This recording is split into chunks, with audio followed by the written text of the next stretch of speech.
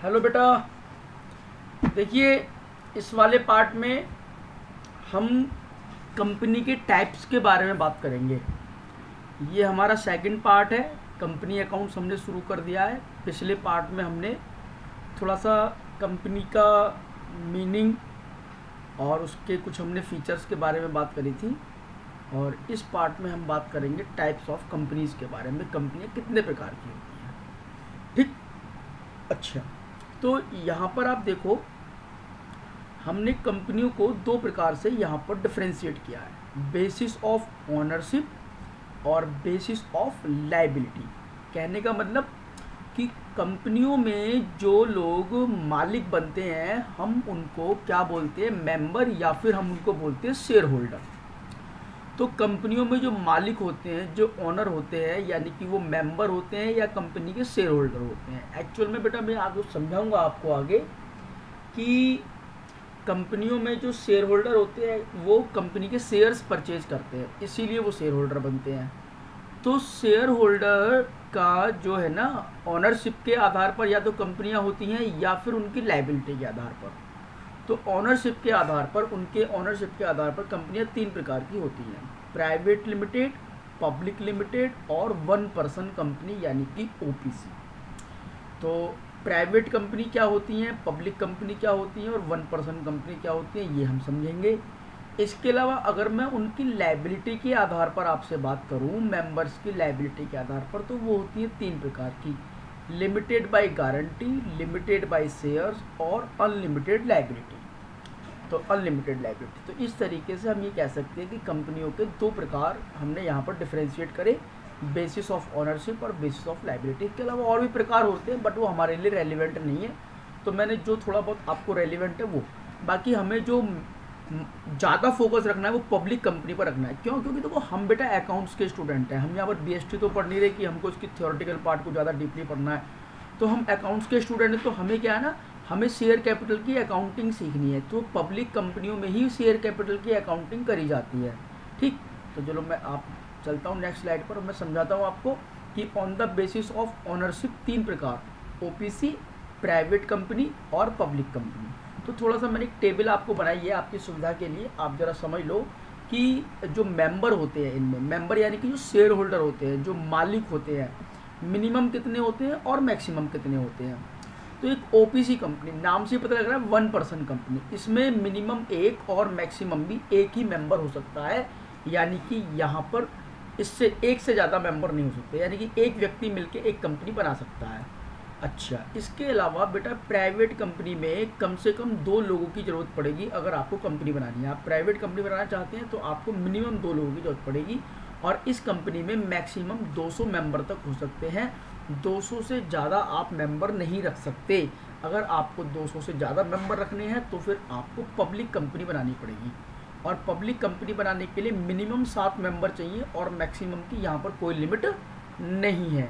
तो मैक्सिमम की यहाँ पर क्या है, इनफाइनाइट, तो यहाँ पर कोई लिमिट नहीं है। तो मैंने आपको बताया कि इन तीनों में मेंबर्स में क्या डिफरेंस है। मिनिमम यहाँ पर एक है, यहाँ मिनिमम 2 है, यहाँ मिनिमम 7 है। तो जैसे जैसे कंपनी का फॉर्मेट बढ़ रहा है वैसे वैसे उनके नंबर ऑफ मेंबर्स बढ़ रहे हैं। मैं आपको अगर समझाऊँ तो देखो क्या फ़र्क है। ये है एक छोटी कंपनी यानी कि ओपीसी, जिसमें एक अकेला मालिक है, ठीक है ना। इसकी लीगल फॉर्मेलिटीज़ बहुत कम है। ये जो कंपनी है ये इससे बड़ी कंपनी है, ठीक है ना। तो ये जो कंपनी है ये प्राइवेट कंपनी है, ये थोड़ी इससे बड़ी होती है। यहाँ पर लीगल फॉर्मेलिटीज़ ओपीसी से ज़्यादा होती हैं। और ये जो कंपनी होती है ये सबसे बड़ा फॉर्मेट होता है, यानी कि पब्लिक कंपनी, यहाँ पर लीगल फॉर्मेलिटीज़ और ज़्यादा होती हैं। तो आई होप आपको मेरी बात समझ में आ रही होगी। तो जो सबसे बड़ा फॉर्मेट है कंपनियों में भी वो पब्लिक कंपनी का होता है, ठीक है ना। अच्छा, तो मिनिमम एक, और अगर मैं मेंबर्स की बात करूं ओपीसी में, प्राइवेट में 2, पब्लिक में 7, और मैक्सिमम यहाँ पर ओपीसी में भी 1 होगा, मैक्सिमम यहाँ पर 200 होंगे, और पब्लिक कंपनी में तो कोई लिमिट ही नहीं है। हाँ, अगर मैं डायरेक्टर्स की बात करूं तो डायरेक्टर्स कितने हो सकते हैं। देखो अब आपको होगा सर मेंबर और डायरेक्टर्स में क्या फ़र्क है। बेटा बात सुनो, मेंबर्स में से ही डायरेक्टर्स बनते हैं, मेंबर्स ही डायरेक्टर्स को चुनते हैं, मेंबर्स डायरेक्टर्स चुनते हैं।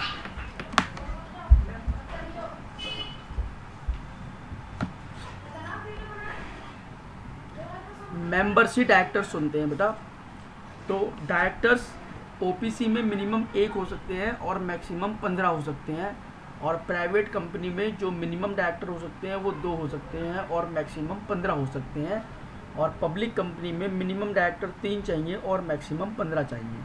तो देखो डायरेक्टर्स मैक्सिमम तो 15 ही होंगे तीनों में, लेकिन मिनिमम यहाँ पर 1 2 3, जैसे जैसे फॉर्मेट बढ़ रहा है वैसे वैसे डायरेक्टर्स के नंबर भी बढ़ रहे हैं।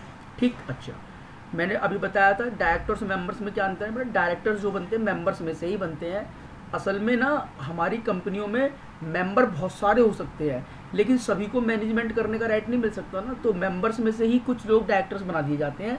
तो डायरेक्टर्स एक तरीके से कंपनी को चलाते हैं, ठीक है ना।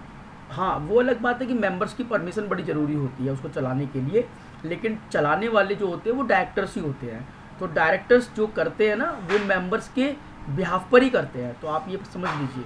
अच्छा, अब मैं आगे आपसे अगर बात करूँ इसकी, तो types of company on the base of liability, limited by shares, limited by guarantee और अनलिमिटेड लाइबिलिटी। देखो शुरू में ही मैंने आपको एक फीचर्स बताया था कंपनियों का कि कंपनियों की जो लाइबिलिटी होती है वो लिमिटेड होती है। तो आप ये समझ लीजिए अनलिमिटेड लाइबिलिटी की तो कंपनी बनती ही नहीं है। अगर कोई आदमी को अपनी कंपनी की लाइबिलिटी अनलिमिटेड रखनी है तो वो कंपनी बनाएगा ही क्यों, वो कंपनी क्यों फॉर्म करेगा, वो क्यों इतनी ज़्यादा लीगल फॉर्मेलिटीज़ को पूरा करेगा। तो वो पार्टनरशिप फर्म बनाएगा या फिर सोल प्रोप्राइटरशिप बिजनेस रखेगा। बट फिर भी अनलिमिटेड लाइबिलिटी है तो है, उसमें कोई दिक्कत वाली बात नहीं है। अगर आगे फॉर्मेट ऐसा आ रहा है तो आ रहा है। आप यहाँ समझो जरा, limited by shares, the liability of its members are limited to the amount if any unpaid on the shares held by them. क्या मतलब है इस बात का? देखो ये एक कंपनी का बेटा शेयर होल्डर है, ये एक शेयर होल्डर है इस कंपनी का, ठीक है ना। अब इस शेयर होल्डर ने इस कंपनी में 10,000 रुपये के शेयर्स खरीद रखे हैं। कितने रुपए के? 10,000 रुपये के। जब इसने ये शेयर 10,000 रुपये के खरीदे तो इसने कंपनी को 6,000 रुपये पेड कर दिए। Paid only ₹6,000 to the company. Company ने कहा भाई आप 10,000 के शेयर खरीद रहे हो, आप एक काम करो 6,000 रुपये हमें अभी दे दो, 4,000 रुपये क्या रहेंगे आपके अनपेड रहेंगे, ये आप हमें बाद में पे कर देना। तो इसने कहा ठीक है मैं आपको बाद में पे कर दूंगा। अब जब भी पे करने का नंबर आता उससे पहले क्या हुआ, कंपनी लिक्विडेशन में चलेगी, कंपनी बंद हो गई, यानी कंपनी बंद होने के कगार पर आ गई है। अब जब कंपनी बंद हो जाती है तो कंपनी के बंद होने पर क्या होता है, जो कंपनी की असेट्स होती हैं उनको बेचा जाता है और असेट्स को बेच करके लाइबिलिटी जो होती है यानी क्रेडिटर्स जो होते हैं उनको पेमेंट करी जाती है। तो अब आप एक बात यहाँ समझो कि क्रेडिटर्स को पेमेंट करने के लिए अगर पैसे की ज़रूरत पड़ती है तो ये वाला जो शेयर होल्डर है, देखो मैं आपको एग्जाम्पल से समझाता हूँ। मान लो कंपनी की असेट्स कितने रुपए की हैं, कंपनी की असेट्स है सपोज डेट 50,000 की, और कंपनी की जो क्रेडिटर्स है वो है कंपनी के क्रेडिटर्स कितने रुपए के, सपोज डैट मैंने उल्टा कर दिया बेटा, मैं थोड़ा सा इसको, हाँ असेट्स तो है कंपनी की 20,000 रुपये की और कंपनी के जो क्रेडिटर्स हैं वो हैं सपोज डैट कितने के, 50,000 रुपये के, 50,000 के। तो हमने क्या काम करा, 20,000 की असेट्स को बेच करके 50,000 रुपये क्रेडिटर्स की पेमेंट कर दी। अब हमारे पास अभी भी क्रेडिटर्स कितने रुपए के बचे हुए हैं, हमने 20,000 की असेट्स से इनको पेमेंट कर दी, तो 30,000 रुपये क्रेडिटर्स हमारे पास अभी बचे हुए हैं। तो अब ये 30,000 रुपये की पूर्ति कौन करेंगे जी, इसके शेयर होल्डर्स करेंगे। अब हमने कहा इससे, ये शेयर होल्डर का नाम मान लो क्या है, राम है इसका नाम। हमने कहा राम भाई साहब आप एक काम करो, आप हमें ना 30,000 रुपये हमें क्रेडिटर्स को पे करने, आप एक काम करो 15,000 रुपये हमें दे दो, और 15,000 रुपये हम किसी दूसरे शेयर होल्डर से ले लेंगे, तो आप हमें 15,000 दे दो, क्योंकि हमें यहाँ पेमेंट करनी है क्रेडिटर्स को और पैसे कंपनी के पास में है नहीं, तो 15,000 आप दे दो। तो राम कहता अभी मैं 15,000 क्यों दे दूँ, मेरी तो जो लाइबिलिटी है वो लिमिटेड है, मेरी जो लाइबिलिटी है वो क्या है, लिमिटेड है, और मैंने तो केवल 10,000 रुपये के शेयर खरीदने कंपनी के, 6,000 मैंने आपको ऑलरेडी पे कर रखे हैं, 4,000 रुपये अनपेड है। अगर आपको चाहिए तो आप 4,000 ले लो मेरे से। हाँ 4,000 जरूर दूंगा, क्यों, क्योंकि मैंने जो लाइबिलिटी, जो मेरी लाइबिलिटी है वो 10,000 रुपये तक लिमिटेड है। तो ये लिमिटेड बाय शेयर्स होता है कि मैंने 10,000 के शेयर कंपनी खरीद रखे हैं, 6,000 रुपये मैंने पेड कर दिए, 4,000 रुपये अनपेड हैं, तो आप मेरे से 4,000 रुपये ले सकते हो। तो this person only have to pay रुपये 4,000। तो ये हो गया बेटा लिमिटेड बाय शेयर। तो यही लिखा हुआ था, the liability of its members are limited to the amount, उस अमाउंट तक लिमिटेड है, इफ़ एनी, यदि कोई unpaid on the shares held by them, उसने जितने रुपए के शेयर हेल्ड कर रखे हैं यानी कि रख रखे हैं उस पर अगर कोई अमाउंट अनपेड है तो। लिमिटेड बाय गारंटी में क्या होता है, देखो मान लो ये व्यक्ति है राम, राम के पास में 10,000 रुपये के शेयर नहीं है, लेकिन इसने इस कंपनी को, जिस कंपनी में ये शेयर होल्डर है, जिस कंपनी में ये मालिक है, उस मेंबर है, उस कंपनी को इसने 10,000 रुपये की गारंटी दे रखी है कि मैं आपको गारंटी देता हूँ कि 10,000 रुपये मैं आपको दूंगा कंपनी के वाइंड अप के समय। अब कंपनी अगर मान लो वाइंड अप में जा रही है और सेम सिचुएशन है तो ये केवल 10,000 रुपये तक ही देगा, इससे ज़्यादा ये नहीं देगा। तो इसको हम बोलते हैं लिमिटेड बाय गारंटी। गारंटी दी है, कोई अनलिमिटेड गारंटी थोड़ी ना है, लिमिटेड गारंटी है। कितने रुपये तक? 10,000 रुपये तक। अच्छा, अगर मान लो यही इस राम ने ये कहा कि कोई दिक्कत नहीं है, जब भी कंपनी बंद होगी मैं सारे पैसे चुकाऊंगा, आप बेफिक्र रहो, तो हम बोलेंगे कि अनलिमिटेड लायबिलिटी है। तो मान लो अगर ये 30 है तो 30,000 रुपये फिर पूरे राम को देने पड़ सकते हैं, लेकिन ऐसा होता नहीं है। अगर लायबिलिटी अनलिमिटेड होगी तो फिर वो कंपनी बनती ही नहीं है। तो आई होप आपको मेरी बातें सब समझ में आ गई होंगी। Limited by shares, limited by guarantee और अनलिमिटेड लायबिलिटी। अच्छा, अब देखो हम क्या सीखते हैं आगे। हम देखते हैं प्राइवेट लिमिटेड कंपनी क्या होती है। ठीक, तो प्राइवेट लिमिटेड कंपनी, और दूसरे नंबर पर हम देखेंगे पब्लिक कंपनी। इसके अलावा बेटा 1% कंपनी भी होती है ओनरशिप के आधार पर। तो मैं पहले आपको प्राइवेट लिमिटेड कंपनी बताता हूँ। इसको सेक्शन 268 में बताया गया, सेक्शन 2 सब क्लॉज 68 में। तो ये कह रहे हैं जी एक प्राइवेट कंपनी में मिनिमम 2 मेंबर हो सकते हैं और मैक्सिमम 200 मेंबर हो सकते हैं। ये ध्यान रखना भैया कि जब आप मेंबर की गिनती करो, अगर किसी हमारे एम्प्लॉय के पास शेयर है तो एम्प्लॉइयों को उस गिनती में शामिल मत करना। मतलब अगर मान लो कंपनी के 10 एम्प्लॉय हैं, उनके पास शेयर्स हैं, तो एम्प्लॉइयों को गिनती में शामिल मत करना, इसे लिखा है एक्सक्लूडिंग एम्प्लॉय। तो मिनिमम 2 मैक्सिमम 200 मेंबर हो सकते हैं प्राइवेट लिमिटेड कंपनी में। Restriction the right to transfer it shares. देखो होता क्या है कि ये जो मेंबर हैं जिनके पास शेयर्स हैं, रेस्ट्रिक्शन लगा रखी है कि ये अपने शेयर्स को ट्रांसफ़र नहीं कर सकते।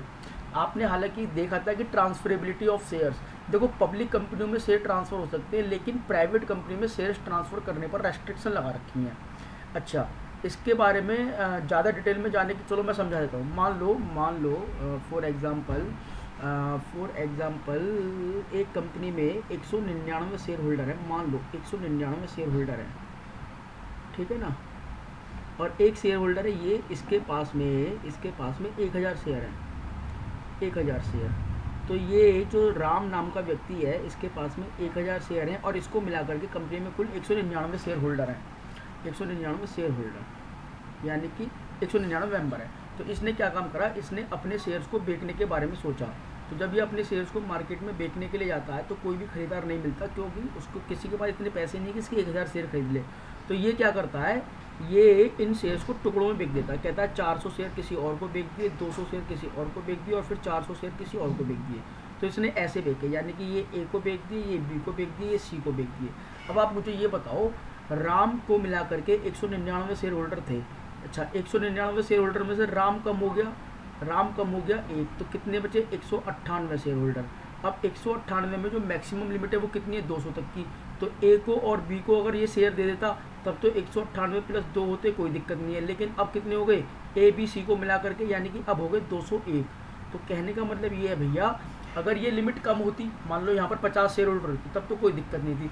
लेकिन अब क्योंकि 201 शेयर होल्डर हो गए, तो ये कहा गया कि भैया तुम प्राइवेट कंपनी के शेयर होल्डर हो, जब तुम शेयर्स को बेचोगे तो हमसे पूछ करके बेचोगे कि आपको शेयर ट्रांसफ़र करने या नहीं करने हैं। तो यहाँ पर शेयर ट्रांसफ़र करने पर वो फुल्ली तरीके से उसको रेस्ट्रिक्शन लगा रखी है कि आप अपनी मर्जी से जब मर्जी शेयर नहीं बेच सकते, आपको परमिशन लेनी पड़ेगी, आपको देखना पड़ेगा कि नंबर ऑफ़ शेयर होल्डर हमारे पास बढ़ तो नहीं रहे हैं। तो आप इस बात को समझिए कि यहाँ पर restriction the right to transfer its shares, ठीक है ना समझ में आई हो? दोबारा फिर से आप इसको रिमाइंड करके देख लेना, दोबारा से रिमाइंड कर लेना। अच्छा देखो, no invitation to the public और टू परचेज इट शेयर। बेटा कोई भी कंपनी जब बनती है ना, तो उसको फंड्स इकट्ठे करने होते हैं, यानी कि पैसा इकट्ठा करना होता है, कैपिटल इकट्ठी करनी होती है। और कैपिटल इकट्ठी करने के लिए उसको ना मार्केट में अपने शेयर इशू करने होते हैं और उन शेयर्स को पब्लिक खरीदती है। तो आप ये समझ लीजिए, अगर ये पब्लिक कंपनी हो तो कोई भी कंपनी जो पब्लिक कंपनी है वो अपने शेयर्स को मार्केट में बेच सकती है, पब्लिक को इन्विटेशन दे सकती है। लेकिन अगर आप प्राइवेट कंपनी है तो no invitation to the public to purchase it shares. अपने शेयर्स को खरीदने के लिए प्राइवेट कंपनियां इन्विटेशन मार्केट में नहीं दे सकती। यूज प्राइवेट लिमिटेड, कह रहे हैं कि प्राइवेट लिमिटेड कंपनी को अपने नाम के अंत में प्राइवेट लिमिटेड वर्ड लगाना होगा, जैसे कि ABC प्राइवेट लिमिटेड। अच्छा, एक OPC कंपनी होती है बेटा, OPC जो है वो प्राइवेट कंपनी का ही एक टाइप होता है। Prospectus need not to be issued. बेटा बात सुनो, ये जो कंपनी है प्राइवेट कंपनी, इसको अपने शेयर पब्लिक को इशू नहीं करने हैं, यानी कि ये इनविटेशन नहीं दे सकती पब्लिक को।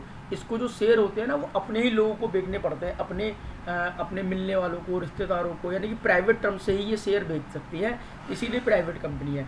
ये पब्लिक को ऑफर नहीं कर सकते, पब्लिक को एडवर्टीजमेंट नहीं कर सकते कि हम अपने शेयर्स बेचना चाहते हैं या हमारी कंपनी में आके पैसा लगाओ, ये इसके ऊपर क्या है, रोक लगाई हुई है। तो कहने का मतलब ये, जब ये पब्लिक को इनविटेशन दे ही नहीं सकते तो ये अपना प्रोस्पेक्टस मार्केट में इशू नहीं करते। अब आप कहोगे सर प्रोस्पेक्टस क्या होता है, हम प्रोस्पेक्टस आगे समझेंगे वीडियोस में क्या होते हैं। वैसे मैं आपको बता दूं, आजकल छोटे छोटे स्कूल जो होते हैं ना वो भी अपने प्रोस्पेक्टस मार्केट में इशू करते हैं। यानी कि अगर आप किसी बच्चे का एडमिशन करवाने के लिए स्कूल में जाते हो ना, तो वहाँ पर भी आपको एक प्रोस्पेक्टस खरीदना पड़ता है, पहले 100 रुपये का, उसमें एक फार्म लगा हुआ होता है, तब आप उस अपने बच्चे का एडमिशन वहाँ कराते हो। प्रोस्पेक्टस में बेसिकली क्या लिखा हुआ होता है कि ये स्कूल में यहाँ से लेकर यहाँ तक मान्यता प्राप्त है, यहाँ ये कोर्स कराए जाते हैं, ये स्ट्रीम यहाँ पढ़ाई जाती हैं, या हमारे यहाँ ये लैब्स हैं, ये सब चीज़ें, वो सारी बातें उसमें लिखी हुई होती है। ऐसे ही कंपनियों के प्रोस्पेक्टस होते हैं।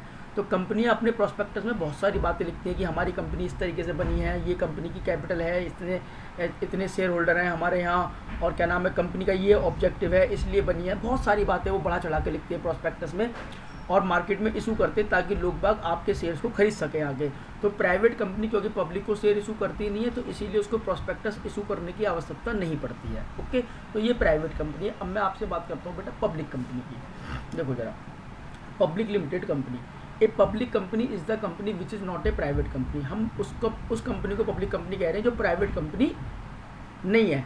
तो प्राइवेट कंपनी क्या है, a public company is one of which.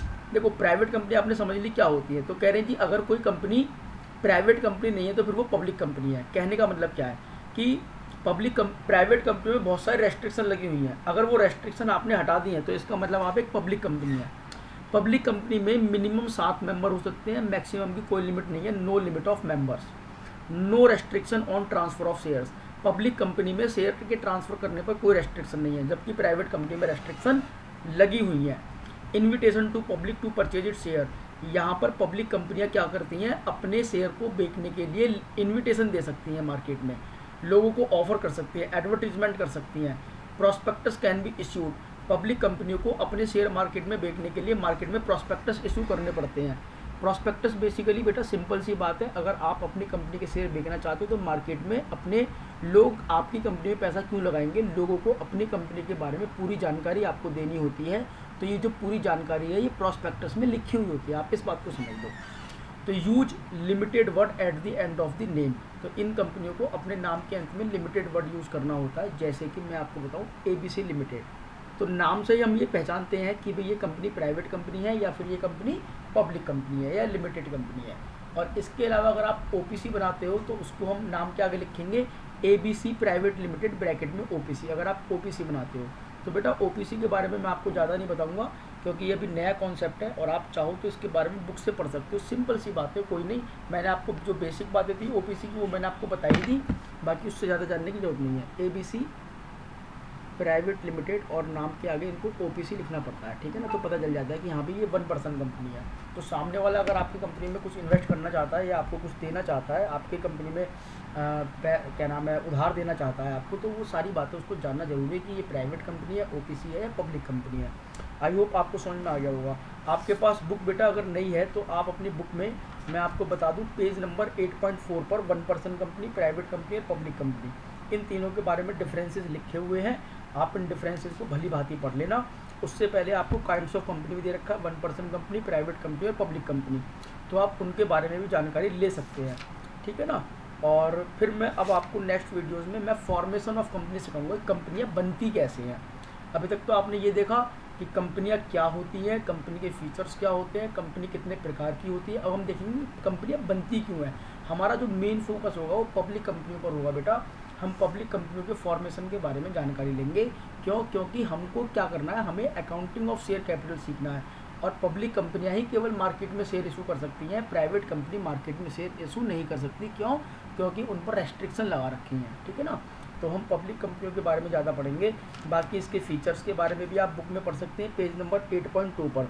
और इसमें पार्टनरशिप और जॉइंट स्टॉक कंपनी के बीच में डिफ्रेंशिएट कर रखा है, आप उसको भी एक बार रीडिंग कर लेना। कोई पॉइंट अगर आपको समझ में नहीं आता है तो आप मेरे से इजीली डिस्कस कर सकते हैं, आपको बिल्कुल हेजिटेशन होने की ज़रूरत नहीं है। आप बिल्कुल फ्रीली आप मेरे से बातों को पूछ सकते हैं। आई होप आपको मेरी बातें क्लियर हो गई होंगी। मैं इस वीडियो को यहीं रोकता हूँ और नेक्स्ट वीडियो में हम फॉर्मेशन ऑफ कंपनी की बात करेंगे। नेक्स्ट वीडियो बड़ा इंपॉर्टेंट होने वाला है आपके लिए, तो आई होप आपको मेरी बात क्लियर हो गई होगी। ठीक है बेटा, चलिए मैं इस वीडियो को यहीं रोकता हूँ। ओके बेटा, बाय।